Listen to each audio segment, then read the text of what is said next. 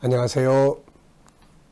김성길 목사와 함께하는 예수님 이야기 제3단은 예수님의 성품 이야기 32번째가 되겠습니다. 시간에는 전 시간에 이어서 예수님의 성품 이제 25번째 성품에 대해서 말씀을 나누겠습니다. 칭찬, 지지하기. 자, 여러분, 칭찬이라는 말 참 우리 사회에서 엄청 많이 듣죠. 그래서 칭찬은 고래도 춤추게 한다. 이런 말 많이 들어보셨죠. 성경에서도 칭찬에 대한 말씀이 나옵니다. 이 뒤 페이지에 보시면은 잠언 27장 21절이 있어요. 잠언 27장 21절에 보면은 도가니로 은을, 풀무로 금을, 칭찬으로 사람을 단련한다. 칭찬으로 사람을 단련한다고 말씀하고 있습니다. 물론 경계해야 될 칭찬들도 있습니다.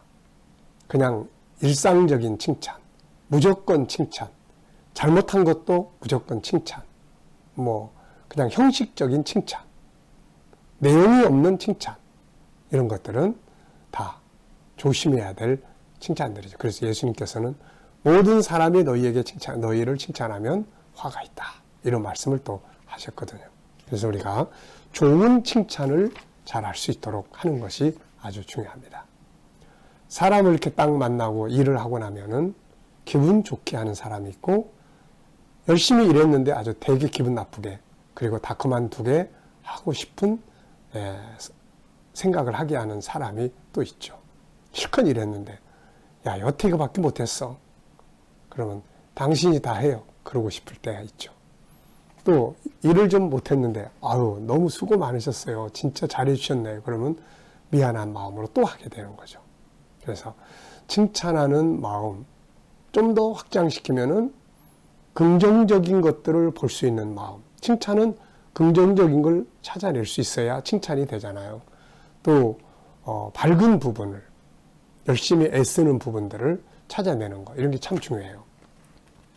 우리가 이렇게 바울 사도의 글을, 편지들을 이렇게 쭉 읽어보면은 고린도 전서, 또 그리고 이제 빌립보서, 골로새서, 에베소서, 그리고 특히 데살로니가 전서, 후서, 이런 책들을 이렇게 쭉 읽어보면 바울이 편지를 쓸 때 항상 그 앞부분에는 칭찬을 먼저 써요.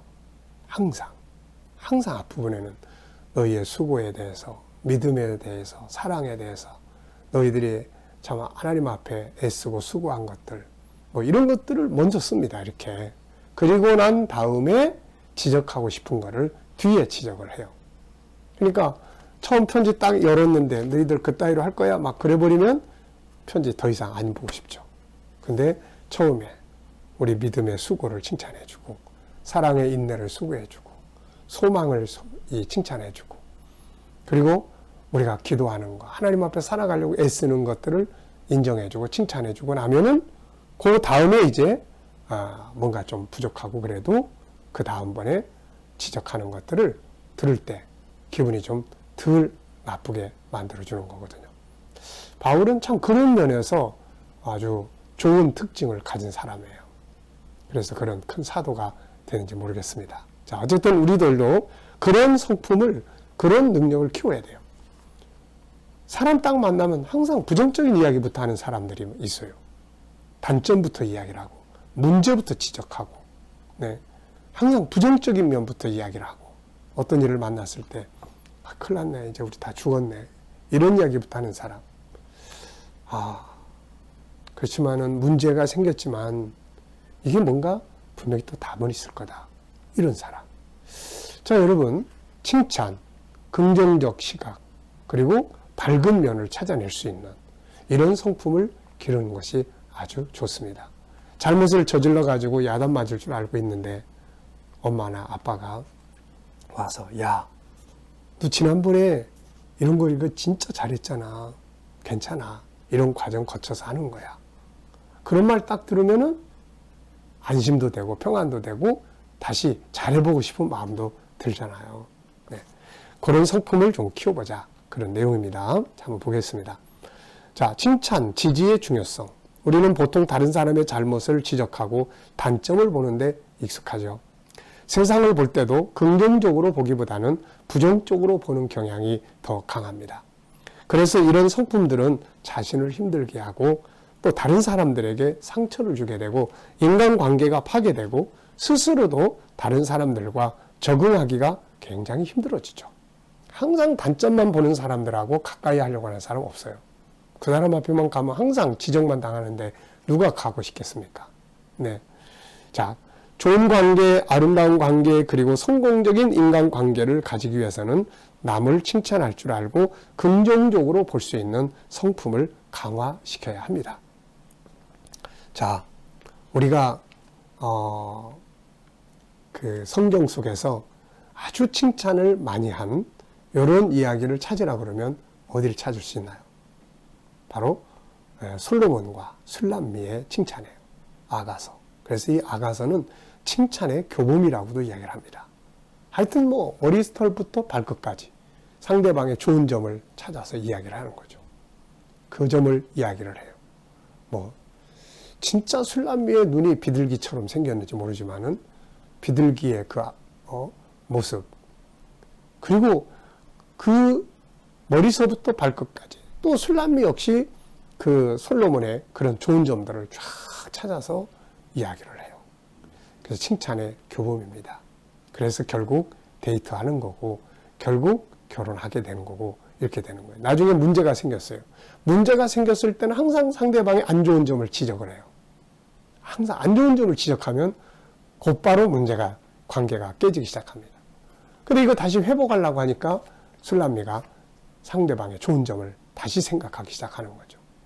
그리고 칭찬하기 시작하고 솔로몬도 역시 기분 나빴지만 다 젖어두고 좋은 점들을 또 이야기하기 시작해요.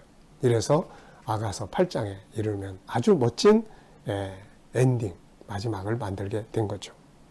자, 또 예수님의 사건도 이렇게 보면 항상 긍정적 부분을 중요시 여기는 주님의 모습을 볼 수가 있습니다. 우리가 요한복음 9장을 보면은 같은 사건을 두고 예수님과 제자들이 보는 관점이 서로 달랐죠. 거기 보면은 소경이 한 사람 나옵니다. 제자들은 이 소경을 딱 보면서 이런 말을 했어요. 누구 죄 때문입니까? 본인의 죄입니까? 부모 죄입니까? 정말 되게 기분 나쁘죠. 딱 만나자마자 이 사람이 이렇게 사는 건 죄가 많은 것 같은데 이 사람이 지은 죄야, 부모가 지은 죄야, 이거. 그런 말 들으면 정말 기분 나쁘고 속상하고 그렇죠. 그런데 예수님은 이때 이런 말씀하세요. 누구의 죄 때문이 아니라 하나님의 하시는 일을 위해서 이렇게 된 것이다. 하나님의 하시는 일을, 하나님의 영광을 나타내기 위해서. 그 말 들으면 희망이 생기잖아요. 같은 사건인데 제자들은 부정적 시각으로 이 사건을 보고 있고 예수님은 긍정적이고 희망적 사건으로 이 문제를 다루신 거죠. 요셉 이야기를 제가 자주 합니다만은 요셉도 마찬가지잖아요.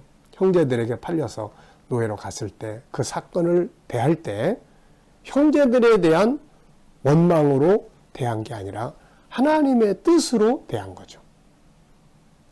밝은 면을 본 겁니다. 네. 모든 그림은 어두운 면만 있지 않아요. 밝은 면도 있고 어두운 부분도 있어요.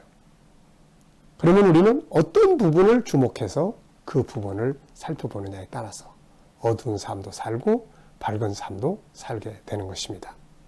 세상의 모든 일, 모든 속에는 항상 두 가지 면이 들어있죠. 하나는 창세기 1장 27절이 들어있고 하나는 창세기 3장이 들어있습니다. 어두운 면과 밝은 부분이에요. 아무리 좋은 사람도 안 좋은 면이 있고 아무리 안 좋은 사람도 좋은 면이 있게 마련이에요. 그래서 좋은 관계를 갖고 싶으면 항상 좋은 점을 찾는 데다가 시선을 맞추세요.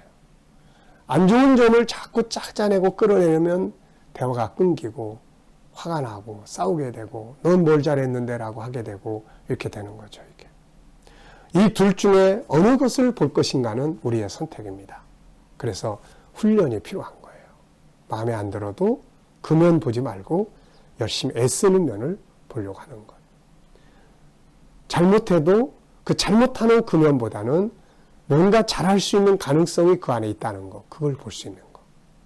마음에 안 드는 현실만 가지고 자꾸 이야기하지 말고 애쓰고 수고하고 하는 부분들, 이걸 찾아서 고마워하고, 부모 자녀 간에도, 그리고 부부지간에도, 세상을 살아가는데도, 동료와의 관계도 이렇게 이 칭찬과 지지의 성품을 키우면, 밝은 면을 찾아낼 줄 아는 이 부분을 키워주면 훨씬 더 좋은 성공적 삶을 살게 되는 것이죠. 어두운 부분만 보고 지적하고 책망하는 사람은 항상 방황하게 될 것이고, 밝은 부분을 보고 칭찬하고 격려하는 사람은 항상 빛 아래에 있는 사람과 같습니다. 항상 좋은 부분을 찾아서 칭찬하는 능력을 키워야 합니다. 앞서 말씀드린 것처럼 잠언 27장 20절에는 칭찬으로 사람을 단련시킨다라는 말씀을 하고 있습니다. 자, 그러면 우리 칭찬과 지지의 성품을 키우기 위해서는 뭐가 필요할까요?